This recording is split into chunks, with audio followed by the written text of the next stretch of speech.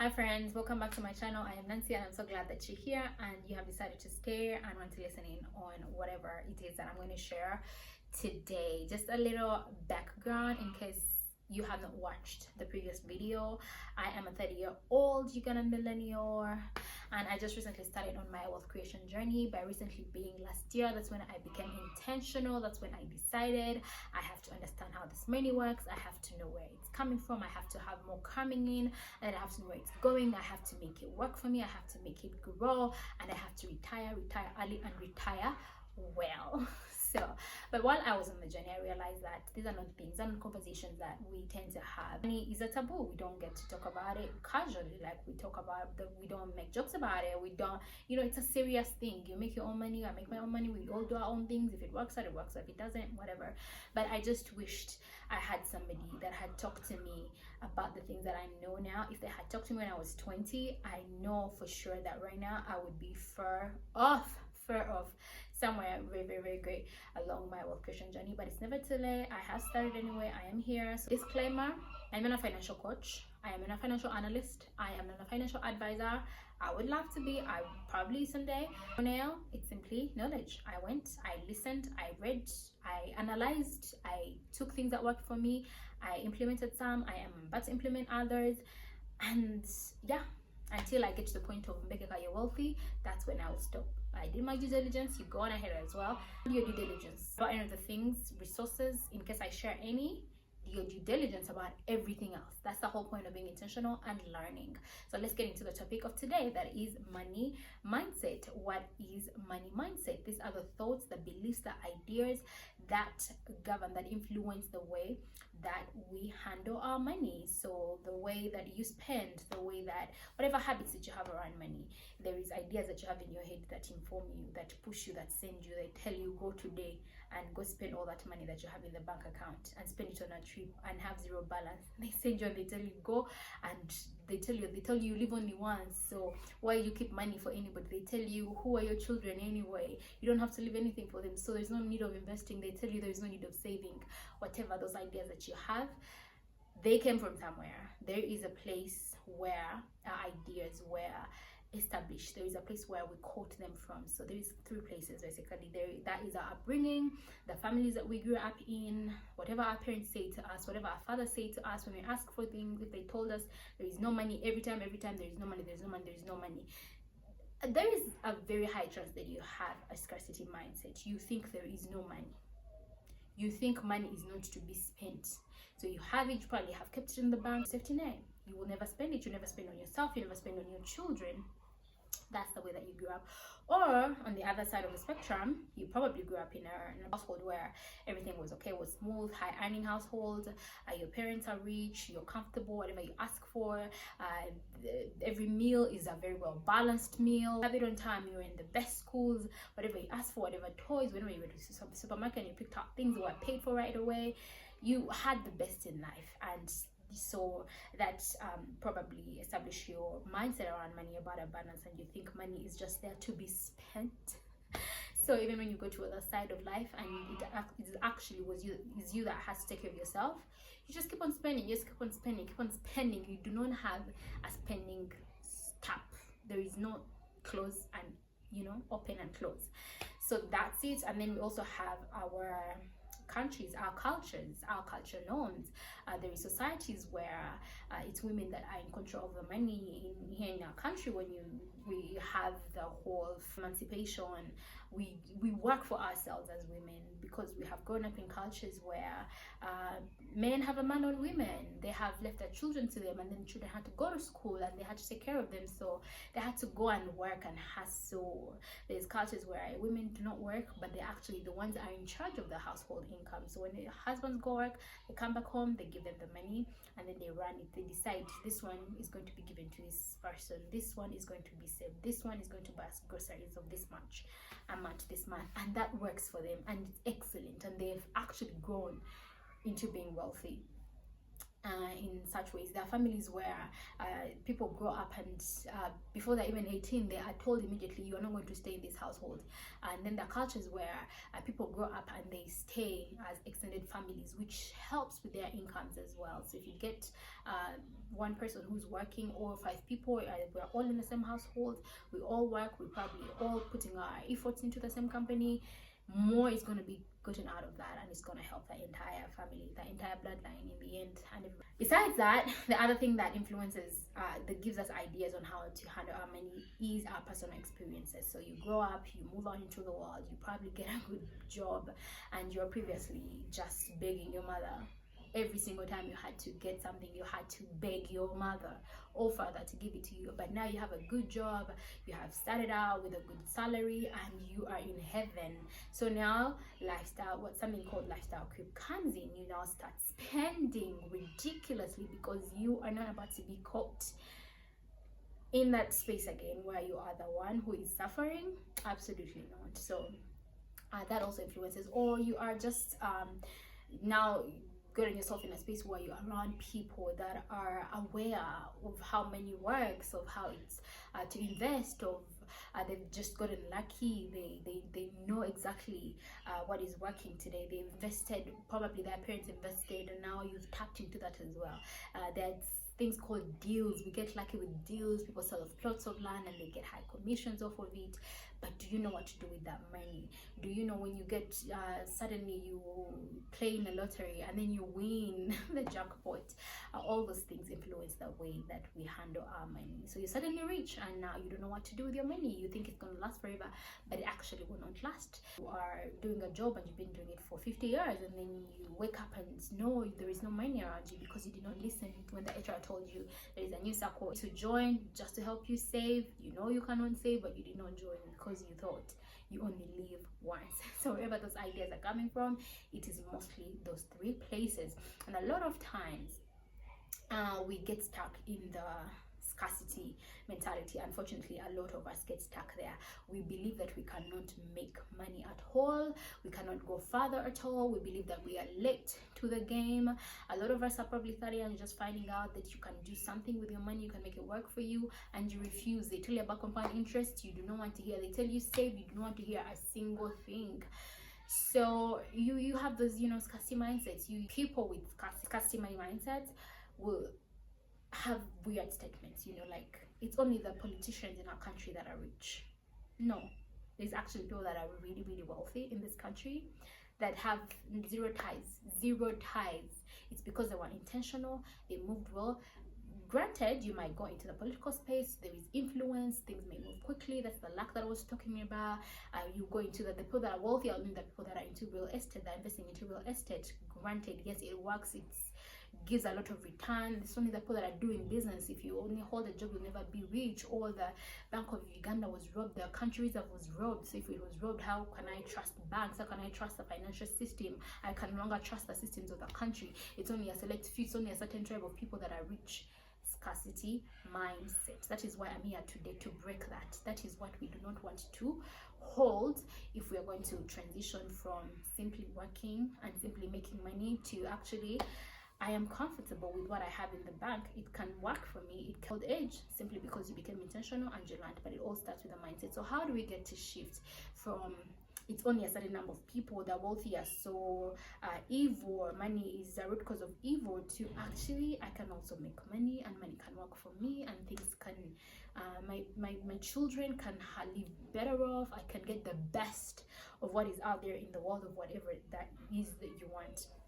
There's about 5 things that we're going to go over that are going to help us shift money mindsets to ones where we are going to accumulate a lot of wealth. So money positive mindset number 1 that we're going to hold while we're on our journey to creating wealth is going to be the abundance mentality. While we are making money, while we are working, just while we are now, while we are still able to put in the work, to put in the hours, we have to start thinking abundance about everything else in life. There is so much money. It's not a certain kind of people that hold the money. If the money is out there, it is minted the way it's supposed to be minted. The systems are working the way they're supposed to be working. there is absolutely nobody that's going to stop you from becoming wealthy. There's absolutely nobody that's going to stop you from getting to the number of vacations that you want to get to. There's absolutely nobody that's going to stop you from taking your children in the international schools that you want to take them to. There's absolutely nobody that's going to stop me from getting that firm that I want to get and go live off grid and just enjoy the nature, God's God-given great nature. There is absolutely nobody that's going to stop me from that, and I'll be comfortable doing it. Why? Because I have an abundance mindset. The land is still there. If there's that, nobody lied to you that, or I have to now go and get into debt simply because people are buying up land. No, there is never. Land is the one thing that is going to be here. Even if somebody comes and they decide that I bought an entire country with its land, of course they'll be buying it with its land. It's still, there is a way that people will be able to access it and they'll be able to buy even when the governments change. So the more we think that there is more for everybody, we don't have to cheat, we don't have to kill, we don't have to slander, we don't have to do anything ugly for us to get to the top. We just have to know that there is more cake. Everybody can get a piece and we can all be happy, and it's possible. You don't think that we're going to do that's going to help us shift our mindset to the positivity side of things. So we're going to be self-compassionate. We are going to close off our minds to everything else that speaks against anything that we want to be, anything that we want to achieve, the goal that we have of being wealthy, the goal that we have of building generational wealth. Because if I've not seen it, that means I'm the one who's going to make sure that it becomes established. So be self-compassionate. Know and understand that your parents were not wealthy, they did not give you what you wanted to, you should have had then, but you're not going to beat yourself up for it. You're not going to beat yourself up because you didn't start 20 years ago. I'm not going to beat myself up because I didn't start 15 years ago. No, I am here now and I'm starting now. That is the mindset that I am carrying to my wealth destination. I'm compassionate. I know I can learn. I know there is still time. I know it is not too late.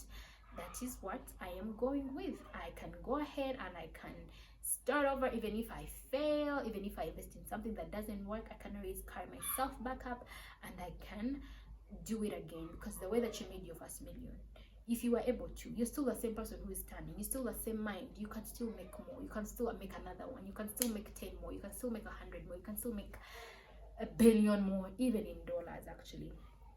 So that's it. Another shift that we're going to make is we are going to start visualizing the kind of rich that we want. What is your goal? What kind of lifestyle do you want? What kind of car do you want to drive? So here we're going to do a small little exercise. You just sit and think, if money was not a factor, was not a thing, wasn't on the table, it wasn't even anywhere in the world, what would you be doing right now? What would you love for yourself to do? Would you love to be the author, publishing books, going around, distributing them? Would you love to feed the poor? How many times a week? Would you love to, your relationship, how would you want them to look? What is the thing that is stopping them from looking the way you want them to look? Would you like to vacation with your wife every 3 months? Would you like to start the year vacationing with your friends? What is it? Would you like to spend holidays in another country? What is that? We're going to get the best version of the things that we desire, and we're going to attach a value to them. And then we're going to, work backwards and figure if the vacations that I want to take are going to cost me about 50 million Uganda shillings every vacation, tickets, because I'm staying in 5-star hotels, I'm getting 5-star service, it's going to cost some dime. So attach the price to it. How much? So if I want to do it for the next many years, how will that look like? Then we're going to work backwards. Then how much money am I going to be earning per month to be able to afford that kind of vacation? Children, how do I want to, what is the lifestyle that we have around our household? Because now some of us, we are the ones who are establishing this thing. We're the ones who are starting the chain. We're the ones who, the Bible talks about our children's children are going to have the wealth that we are creating now. What is it? What does that look like? What does that look like? So we work backwards. We decide this amount of money I need to make right now, so that by a certain age I've invested this much, and then it's working itself out. And then you're going to start visualizing and appreciate and understanding and making our minds comfortable with the fact that I actually make this amount of money per month. I actually am capable of making 1 million per month. You visualize yourself receiving it. You visualize it in your bank. You visualize that the things that you're doing, the things that you're selling, the services that you give, that your clients actually paying you way more than they're paying you right now. The places where you are when they're paying you. That is the power of visualization. The other thing that we're going to do that is going to help us shift our minds from scarcity to a more capable, I can create wealth kind of mindset is gratitude. Gratitude. I'm pretty sure that you've heard this about everything else. Scarcity cannot exist where gratitude exists. And say, I am thankful to God because I receive this much money every day, because I have the capability to work, because I have a job to work, because I have people around me that can help me, because we have the internet, we have all this information around us. Those things that we a lot of times take for granted are the things that we actually have to be more grateful for. Because me, if it wasn't for the internet, I would never have known. I would have had the intention and then probably would have stopped there. Yeah, but then I had the intention. I was like, let me go and see what people have to say about my situation right now. And I found people and I adopted, and now you've also found me, and now you're listening to it. So we are very grateful for the internet. We are grateful for the fact that God has given us the fire to be able to want to do better with our money, to do better, to be the ones to bring about change in our generations. Imagine that responsibility is upon us. What a privilege. What a privilege. So be grateful. Also, the other way that we express gratitude is through giving. We give what God has given us, some of what God has given us. First of all, the 10% tithing. Then we just give to people around us. We give to people who lead us. We give to people we love. We give to people that are poor. The Bible orders us to give to people that are poor. Last shift that we're going to make, and that's the last one, is that we're going to keep showing up. Now that we know that we need to be wealthy, now that we know we actually don't know much, now that we know we might be late to the game, or maybe not, we keep showing up. We do not give up. We do not give up on the dreams that we have, of the nature of vacations that we want, of the nature of relationships that we want. We do not give up on people. We don't give up on ourselves, most importantly. And how does that look like? It looks like you going out of your way to get more information about the thing that you want. Get more information about the trips that you want to take. Get more information about the things that are working now, where people are investing. Get more information about that business. Start that business. Do not give up on yourself. If you have done 10 before and they have not worked, maybe it's the 11th one that is going to actually work out. So go ahead and still do it, because the wealthy have told us it might be easier for us to get to that other side of wealth when we get into business, unlike the traditional 9-to-5 jobs, formal employment. You might as well get rich in there. But then, so if you're just employed, how then do you make your salary work for you? How then do you pick up side gigs? How then, which kinds of investments should you make? That kind of research. That's how we keep showing up for ourselves. We keep learning what are the things that are working in the country, what are the things that are not working in the country, what kind of mentality do I have that I need to actually erase that was established by the way that I was brought up, or in the country that I live in right now, or my personal experiences, the way that I spend. Check yourself and see that actually I need to change. If I had saved this much, I would probably have the much that I'm going out to use to spend on, drinks and bottles and whatever it is. It might be a guilty pleasure and you don't do it all the time, but if you just cut back a little, the amount that you spend on clothing, on jewelry, things that are vanity, work for yourself and decide, I want to change. This is what I want to see, the little changes that I need to make, and then start making those changes today. I guarantee you that if we do shift our minds from it is not going to work to there is a lot of it to go around, there's a lot of it to be passed on, there's a lot of learning that needs to be made, and then we put ourselves in a position where we can actually learn and we can implement, who's gonna stop us? Who's gonna stop us?